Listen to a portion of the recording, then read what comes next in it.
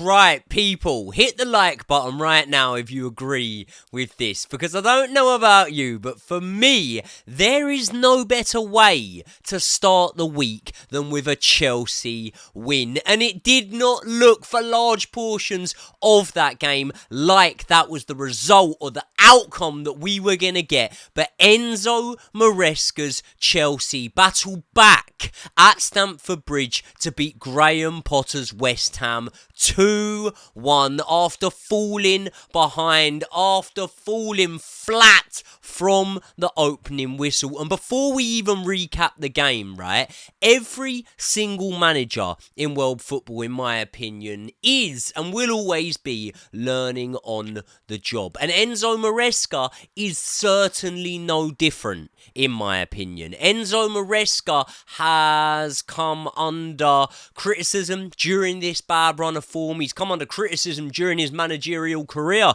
during his time at Leicester. So many fans telling me of his stubbornness and how, you know, he would not change the tactics when things weren't going his way. And I think that tonight we very much saw that Enzo Maresca is adapting and is learning on the job, because when things weren't going his way tonight, he changed. He didn't stick, he twisted, and that twist was exactly what won us the game against West Ham. But people, before we get into all that, welcome back to the Joey Knight podcast. If you are new around here, please do hit the subscribe button. I'm about 100 subscribers, I think, off of 113,000 or something like that, so it'd be absolutely phenomenal if we could reach that landmark. And around 20% of you or something like that always watch my videos aren't subscribed, so please do so right now. And if you haven't already, smash the like button, because we're all in good spirits here.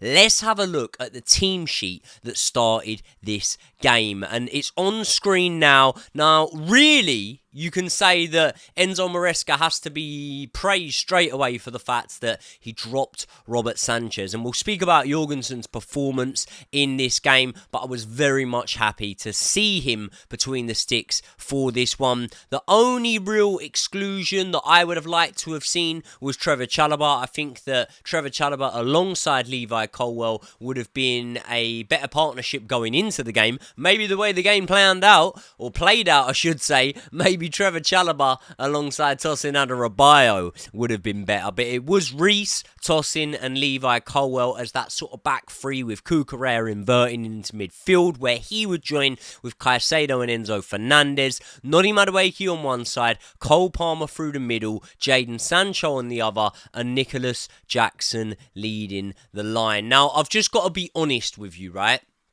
I was jotting my notes down and whatnot like I do when I watch the game to make sure that I don't sort of gloss over any of the key moments. But we might as well just skip to the West Ham goal, haven't we? Because that first half from Chelsea was shit. The first 40 minutes of the game from Chelsea was absolutely rubbish. Yes, we had a couple of opportunities, you know.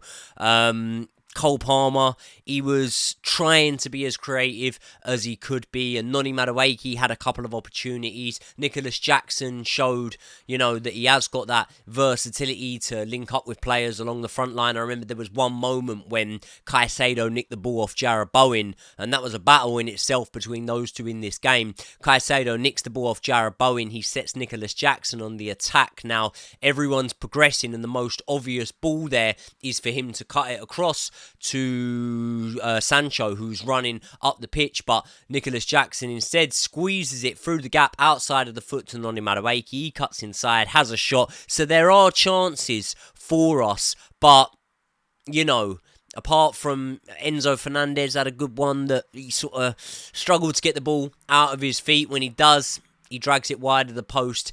We weren't creative, we didn't look free-flowing, and we didn't look good, to be honest. And I think you have to question that when you start Noni Madueke and Jadon Sancho in the lineup together, do they offer you a little bit too much of the same? I think Noni Madueke offers you a little bit more when it comes to actually shooting at goal.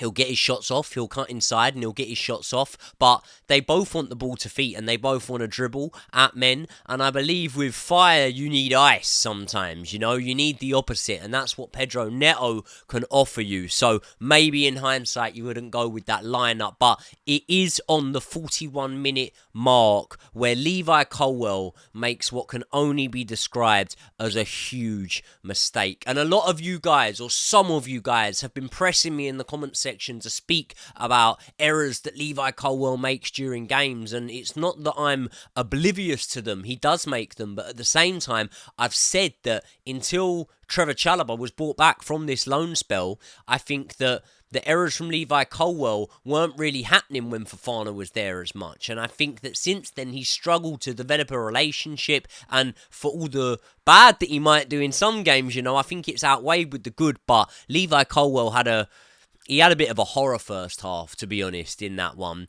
And it's Kudus, who we nearly signed at one point, who was looking lively all game. He's pressing Levi Colwill on the wing. And Levi Colwill really, really shouldn't be forced to make what is really a hospital pass, I think, towards Caicedo. He should be able to outmuscle Kudus in that situation. He doesn't. Jared Bowen, first game back in, I think, 5 matches where he was unavailable with a broken toe or a broken foot, something like that.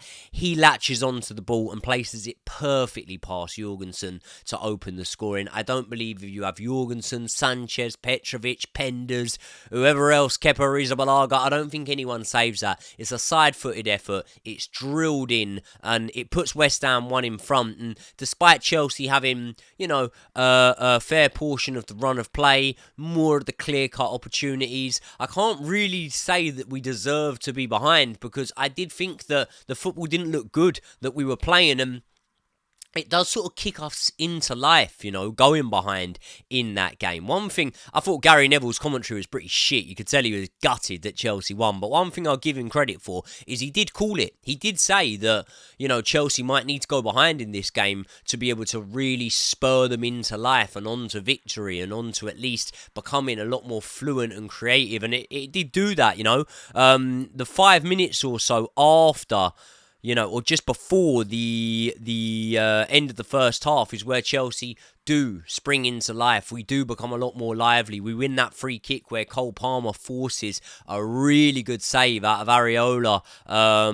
He tips it over the bar. It looked like it was at least going in or hitting the woodwork. But when half-time comes and we're 1-0 down to West Ham United, how am I feeling? Shit, to be honest, is the only word to describe it. No real link-up play along the front line. West Ham getting men behind the ball, holding their shape, and we weren't able to penetrate it. And again, it comes back to what I said about having 2 wingers that want the ball to feet. They don't want to run in behind. So when you've got that, and you're not playing wing backs, for example, Reece James is very much inside of the winger. Cucurella, very much inside of the winger. It means it becomes so clustered and the game just lacks width, and you need that width for your creative players like Cole Palmer, Enzo Fernandez, to be able to thread through these balls, to create these chances and to pick things out. And because I wasn't seeing any of that, and it was taking Cole Palmer to drop in deep, did I really believe that things were going to change all that much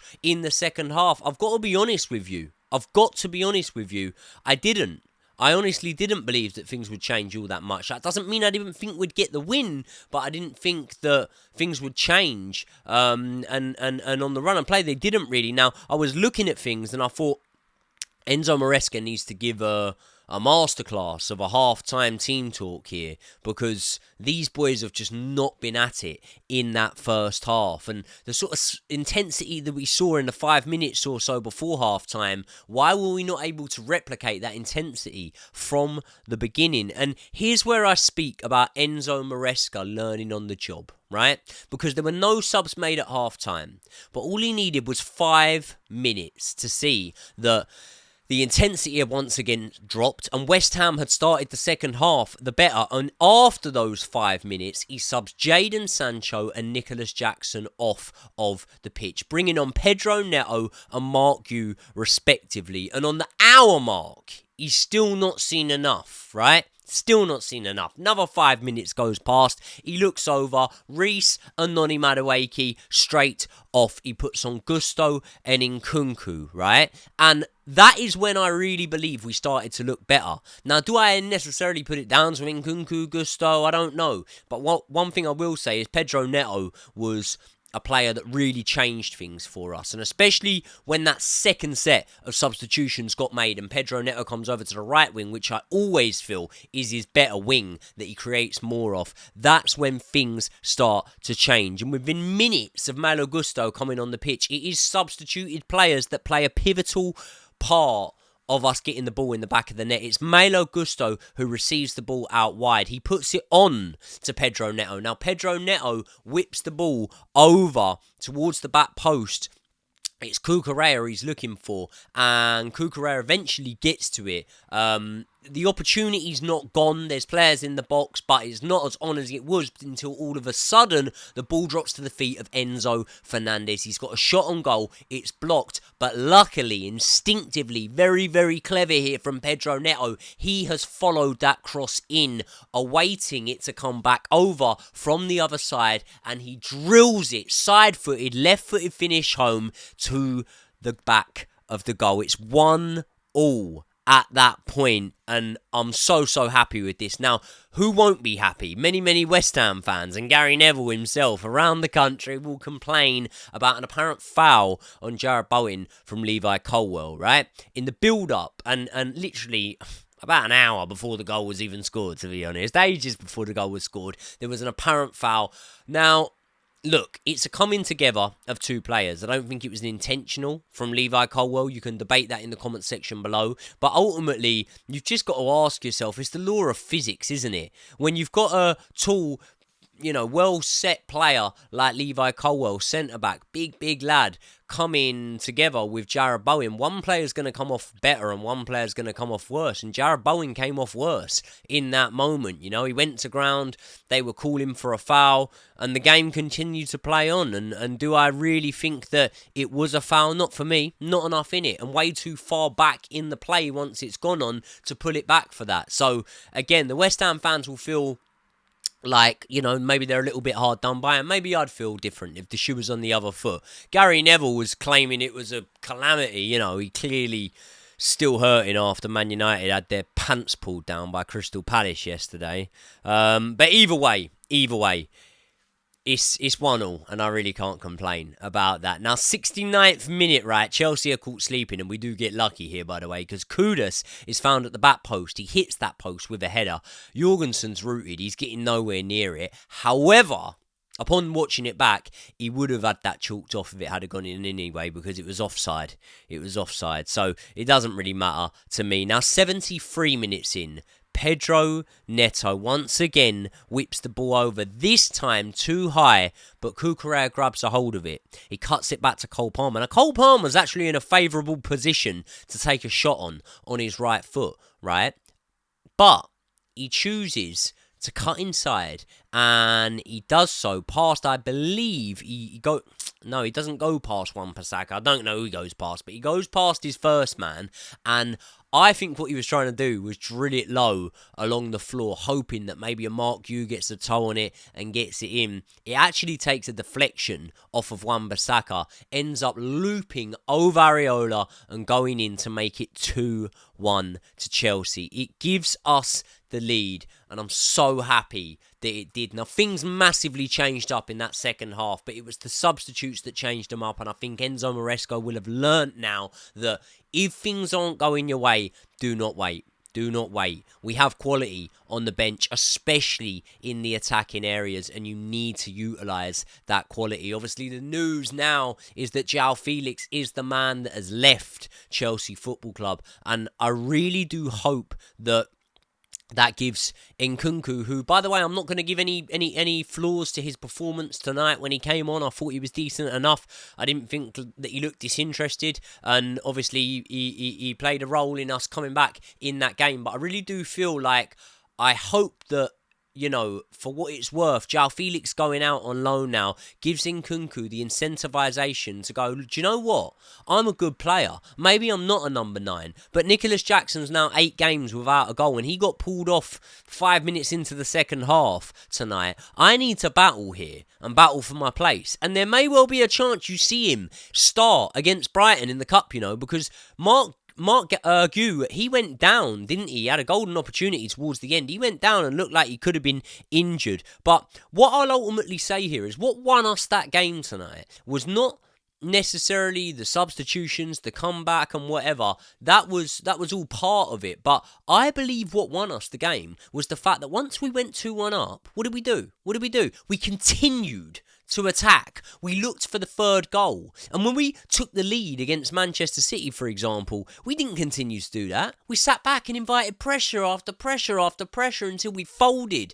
And that is not what we did tonight. And that is instruction from the manager. So I think Maresca learnt so much tonight. He learnt to carry on being brave and pushing for the game once you do get that lead. He showed that he was able to guide his team to come back from an unfavourable position with a favourable lineup on the field. Let's be honest, that was a fucking Europa Conference League team, more or less, apart from Enzo and Caicedo on the pitch by the time the match finished, but it didn't matter because we got over the line. Enzo Maresca needs praise for what he did there in terms of being proactive rather than reactive and really making adjustments earlier on in the games. Too many games I've sat at Stamford Bridge or sat watching it on the TV and it's been the 70th minute before we've seen a change. There were about 4 or 5 before the 70th minute even came tonight, and that is what won us the game. And then carrying on to attack is what also got us there. Now, man of the match for tonight's performance, it's a hard one because no one massively stood out. I think more so players had key moments. I thought that Enzo and Caicedo were both good tonight. Caicedo consistently is solid. He's very, very good. He's like a man on Viagra 24/7. He's always solid, Caicedo. But Enzo Fernandez, I thought, was probably our most creative player in that first half. I think that you've got to look at Cole Palmer and you've got to say that Cole Palmer was the man that, whether he meant it or not, which I'm sure he didn't, was able to get us in front. But Pedro Neto needs a huge shout. And it's hard for me to decide between Pedro Neto and Cole Palmer, really, if I'm being completely honest. Because I think that Pedro Neto will go down as the man that changed the game. Let's give it to Pedro Neto. Because Cole Palmer gets them all the time. He'll get loads anyway. But let's give it to Pedro Neto, man of the match. Tosin Adarabioyo didn't have a bad match either, you know. I thought he made some key contributions. And I think that Levi Colwill was better in that second half than he was in that first half. But here's the good news, people. Here is the good news. Because we now move up to 4th in the Premier League table. It feels good to be back in that top 4. And there was one thing and one thing only that we needed tonight, right? And a performance. It would have been great. It would have been great. And we got a performance for maybe 40 minutes of that game. We got a performance that I was happy with for around 40 minutes. There'll be work needing to be done on the training pitch. I think that more so than ever, we're in a stage of the season where we might see Enzo Maresca make some drastic changes. One of them came tonight. It was Jorgensen. He replaced Robert Sanchez. I do not want to see Jorgensen dropped now from that starting lineup, and I include the FA Cup match against Brighton, you know. I really do. I think that he keeps his place now. I think that he'll go Robert Sanchez in the Cup against Brighton, and my worry is that if Robert Sanchez then comes in, has a good match, looks solid against Brighton, he goes right back in for the Premier League game. What's the fucking point in that? You've made the change now. Stick with Jorgensen now. Because did he look great tonight? No. But did he look as bad as Sanchez has in recent matches? No, he didn't. Now, we're up to 4th in the league. We have got a 2-point lead over Manchester City with a better goal difference than Manchester City. And I said that one thing was necessary and one thing only, and that was 3 points tonight. Capitalising on the likes of Newcastle dropping points, on the likes of Man City dropping points, on the likes of Aston Villa dropping points and Bournemouth dropping points. We needed to capitalise, and we did. So we can rest happy. Tomorrow's a new day. Things are on the up, I reckon. Things are on the up. Chelsea finally win a fucking game. Oh, God. I know we won the Wolves match, but It feels good. It can only get better from here, surely. People, let me know your thoughts in the comments. Like the video if you haven't already. Subscribe to the channel. I will see you all in the next one.